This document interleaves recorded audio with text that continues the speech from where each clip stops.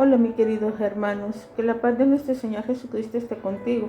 Vamos a estudiar Eclesiastés capítulo 3, 1 al 4, 16.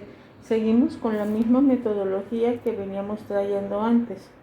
Tú buscas las citas. ¿Alguna vez has trabajado usted larga y diligentemente en un proyecto que fracasó? ¿Recuerda la frustración que le causó? Qué pérdida de tiempo, hasta dan ganas de llorar. ¿Le gustaría invertir toda su vida en labores que no prosperan? Precisamente esa posibilidad indeseada es la que el predicador nos hace considerar en Eclesiastés 3 y 4. Pensemos un poco, Eclesiastés 3 del 1 al 15. ¿Qué relación hay entre las dos clases de tiempo mencionadas en el principio del 3.4 en cuanto de las pares de tiempo enumerados en el 3.2.8 se halla esta misma relación? ¿Cómo ilustraría esta relación la verdad anunciada en 3.1? Según 3.11, ¿quién sabe el tiempo oportuno para cada actividad y quién no lo sabe? ¿O qué conclusión conduce esta reflexión del 3.9 y 12? En el 3.2.8, el predicador enumera 28 actividades. Afirma que cada una tiene tiempo. Esto significa no solo que todas ellas suceden en ciertos tiempos, sino también que hay tiempos oportunos para cada una de ellas. Las 28 actividades las podemos agrupar en 14 pares de polos opuestos, es decir, cada par, la segunda actividad, es lo contrario de la primera. Por ejemplo, en el 3.2a, nacer es contrario a morir. En el 3.2b, plantar es contrario a arrancar. En el 3.3a, matar es contrario a curar. En el 3.3b, destruir es contrario a edificar. Los polos opuestos del 3.2 al 8 ilustran la verdad expresada en el versículo 1. Todo tiene su tiempo. Hay un tiempo oportuno para todo, aún para actividades totalmente opuestas. Por ejemplo, hay tiempos convenientes para plantar y tiempos convenientes para arrancar lo plantado. Ahora bien, obviamente estos tiempos no son los mismos. Las épocas para arrancar los sembrados generalmente no es buena para la siembra también. Así, dentro de cada par, un momento puede ser apropiado para una de las actividades, pero no para ambas. Por ejemplo, 3.4a es tiempo de llorar, no sería tiempo de reír. En el 3.4b es tiempo de endechar, no es tiempo de bailar. En el 3.5 es tiempo de y no es tiempo de, para que lo busques. Ahí está la dificultad. ¿Cómo saber cuánto debemos hacer las cosas? Es un problema importante porque lo aceptamos, los resultados pueden ser favorables, pero si escogemos el tiempo inadecuado para una actividad, las consecuencias pueden ser totalmente nefastas. Lamentablemente nadie, ni siquiera el más sabio, siempre escoge bien, aunque el agricultor más experto puede plantar demasiado temprano o demasiado tarde y pagará con su caro error. ¿Quién no lucha con el problema de saber cuándo callarse y cuándo hablar? En la ola de secuestros que azota América Latina, algunas personas han sido traicionadas y entregadas a los criminales por sus supuestos amigos. Es trágico que las víctimas hayan confiado en individuos a quienes debían haber tratado como enemigos. Esto lo que aborrece es el significado del 3.8. No supieron el tiempo de aborrecer. En verdad, puede ser difícil saber cuándo abrazar y cuándo no hacerlo, cuándo pelear y cuándo hacer las paces. 3.8. El único que siempre sabe los tiempos correctos es Dios. Dios es el que ha establecido el tiempo perfecto para todo, y lo que se realiza en su tiempo apropiado resulta hermoso. Además, el Creador ha puesto eternidad en el corazón de los seres humanos. 3.11, es decir, no ha permitido entender que los tiempos que vivimos son parte del plan que el soberano está llevando a cabo desde la eternidad pasada hasta la eternidad futura. 3.14 y 15. Sin embargo, no alcanzamos a entender más que una mínima parte del plan de Dios que está desarrollando en la historia. Muchos que los hombres se esfuercen por entenderlo no lo van a lograr. 3.10. Por lo tanto, no siempre sabemos cómo trabajar en armonía con ese plan, puesto que no podemos discernir el tiempo oportuno para cada actividad. Es posible que nuestro trabajo arduo no nos rinda provecho ni ventaja sobre las personas que se han esforzado menos.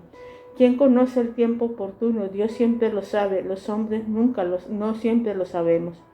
Así las cosas, el predicador razonó que no era prudente emprender grandes proyectos, iniciar un nuevo negocio, buscar un empleo mejor, tratar de cambiar el mundo para bien. Tales aventuras son demasiado peligrosas, todo el esfuerzo podía resultar en vano. Entonces lo mejor era contentarse egoístamente con la comida, la bebida y el trabajo moderado. 3:12-13. En este contexto, hace bien en su vida. 3:12. No significa ser justo, sino hacerlo agradable. O como dice el versículo 13, gozar bien. Los placeres sencillos son el mejor don de Dios que se puede esperar en la vida. 3:1-13. Esta conclusión es chocante. No nos consta pensar que nuestra vida no tiene más propósito que gozar la comida, bebida y algunos ratos alegres en el trabajo. Recordamos que el predicador describe la vida desde la perspectiva de que no hay juicio después de la muerte.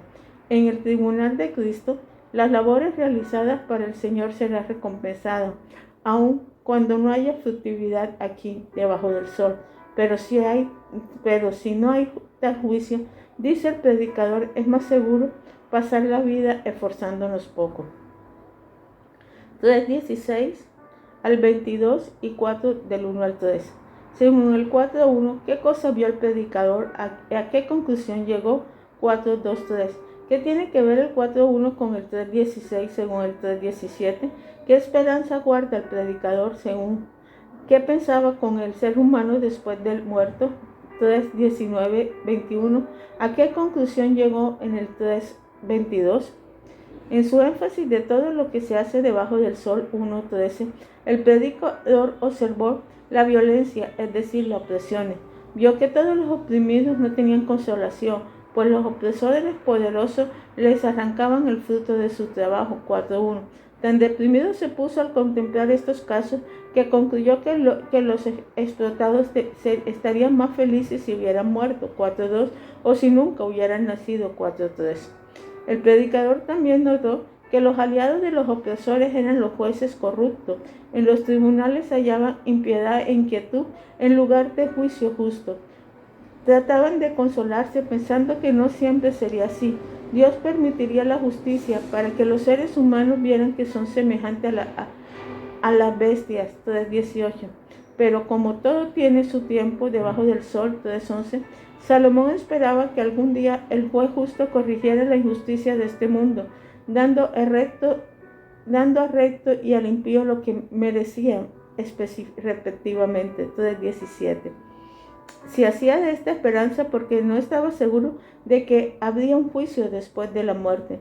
Pensaba que después de esta, lo mismo podía suceder a los seres humanos que a los animales. 3:19. Indiscutiblemente, el cuerpo de ambos regresaba al polvo. 3:20. En cuanto a lo inmaterial, nadie sabía si el espíritu humano subía a Dios para juicio o no. 3:21. Al tiempo, Salomón no había clara revelación bíblica al respecto, y por supuesto era imposible que alguien viera el mundo de los muertos para averiguar qué sucedía ahí. 3:22. Los versículos 19 y 22 son muy importantes para entender por qué el predicador dio enseñanzas tan raras en Eclesiastés. Él, como muchos otros israelitas, no creían que hubiera un juicio divino después de la muerte y que representarían recompensas divinas. Llegó a convencer de esa doctrina al final del libro, pero primero en el 1:2 al 11:6 muestra que si hay un juicio en ultratumba, muchos de los que hacemos y creemos no tenía sentido, es vanidad. La última oración del 3:19. La razón de las enseñanzas raras del predicador era ignorar acerca del juicio divino posterior a la muerte. Pensemos un poco, siempre castiga a Dios a la injusticia en esta vida, y si no, ¿no hará alguna vez? ¿Defiende Dios siempre a los oprimidos en esta vida, y si no, le hará justicia? 4:16. Éxitos muy mal pagados. Lamentablemente, cuando una persona se desempeña con excelencia, muchas veces por envidia le hacen la guerra. 4a. Le acusan tantas tribulaciones por su buena labor, en vez de hacer alegría y buena fama. Los resultados de esta aflicción. 4b. Por otro lado, tampoco es sabia la pereza, pues para ella se puede morir uno de hambre. 4.5. El predicador concluye entonces que lo mejor es cumplir con las faenas de forma mediocre, lo suficiente para poder sobrevivir, pero no tan bien como para destacarse. 4.6. Claro que este consejo es otro resultado de no creer en el juicio divino después de la muerte. ¿Trabajó mucho o poco el hombre que se menciona en el 4.8? ¿Qué riqueza ganó o no? ¿Qué problemas había con su trabajo? Y según el 4.9.12, ¿cuáles son las 4 ventajas de ser 2 en vez de 1? En su investigación de todo lo que se hace debajo del sol, Salomón supo de un hombre que trabajó incansablemente y prosperó para ello. 4.7.8. Sin embargo, esto nunca se puso a pensar quiénes disfrutarían de su fortuna. 4.8. No la aprovechaba él, pues no cesaba de trabajar, y además defraudaba su alma del bien. 4.8. Tampoco la gozaba ningún familiar, pues el hombre no tenía ni esposa, ni hijos, ni hermanos. 4.8. Todo su esfuerzo, aunque exitoso, era vanidad e inútil. 4.7b, 8b. Partieron del caso del hombre solo. El predicador enumeró algunas ventajas de contar con un acompañante.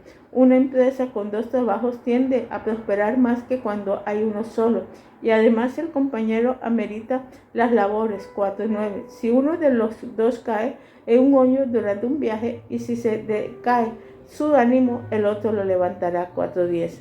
Si tienes que pasar la noche a la intemperie, los 2 se calentarán mutuamente. 4.11. Si es un atacante fuera demasiado fuerte para uno, los 2 juntos podían resistir. 4.12a. Salomón concluye que si ser 2 es mejor que estar solo, aún más ventajoso en ser 3. 4.12b. O 5. Ahora pensemos, ¿quiénes son las 2 personas comparadas en el 4.13? ¿Cuál es mejor? ¿Qué tiene uno que el otro no tiene? Según el 4.12, ¿qué hazaña logró el muchacho? ¿Qué tan popular fue? 4.15 al 16a. ¿Será popular después? 4.16. Al final de esta sesión, el predicador relata la historia de un muchacho pobre y un rey muy viejo. 4.13. En los tiempos bíblicos se consideraba que los hombres eran inferiores a los ancianos, y por supuesto también los pobres comparados con el rey. Sin embargo, en este caso, el menesteroso, a pesar de su corta edad, tenía algo que permitió superar al monarca: la sabiduría. Este suplía su falta de riqueza, poder y años de experiencia. De hecho, debido a ella, el muchacho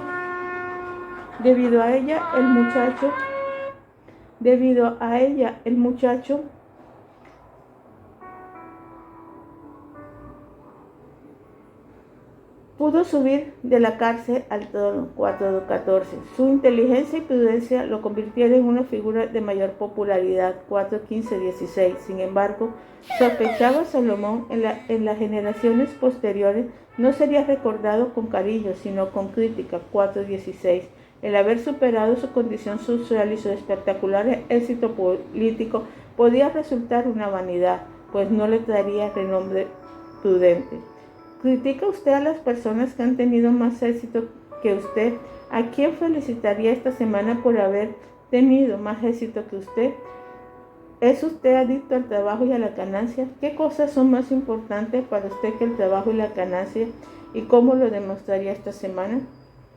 Padre Celestial, te damos gracias por todo lo que nos has dado, por tu amor, por tu prudencia, por tu misericordia, porque nos guías, Padre Celestial, y porque tenemos la seguridad que tú eres el juez justo, que hace justicia, Padre Celestial. También tenemos la seguridad de una vida eterna, Padre Celestial, oh Dios eterno. Por eso debemos seguir tus caminos, buscarlos y estar siempre, Padre Celestial, oh Dios eterno, en tus principios. Gracias, Señor, por este libro, Padre Celestial, y por todo lo que tú nos haces. Amén y amén.